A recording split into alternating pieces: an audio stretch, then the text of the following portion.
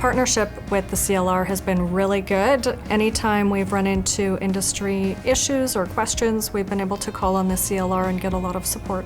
Beyond just the collective agreements, we assist our members with drug and alcohol policy issues. We saw in British Columbia that for a drug and alcohol program to be effective, it would be much better if it was negotiated with the building trades and all parties were on side with how it was going to work.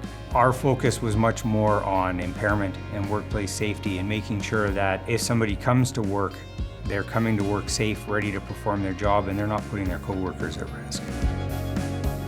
The key elements of the policy are built around workplace safety, and there's drug and alcohol testing permitted in 3 circumstances. The first is pre-access. That's a test for somebody going up on site to make sure that they're going to be clean and safe while they're working. The second is post-accident, and if after an incident occurs, the employer is able to establish there's a reasonable belief that the mental state of the employee may have contributed to the incident, a post-accident test can be performed to ensure that that wasn't a factor in the incident. And reasonable suspicion test would be where an employee is showing various signs of impairment.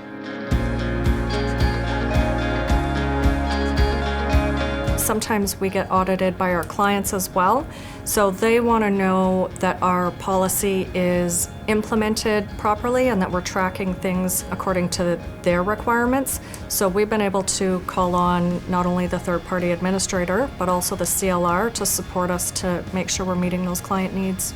The policy is going to have to continue to be able to be open, to adapt, adjust, both to the expectations of owners and to be sensitive to the privacy of employees.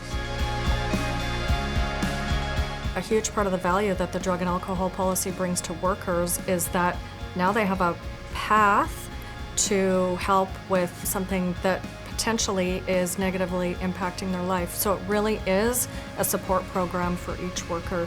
For the employers, contractors like us here, it also provides us an avenue to keep meaningful and productive workers who are highly skilled, highly relied on in our work pool.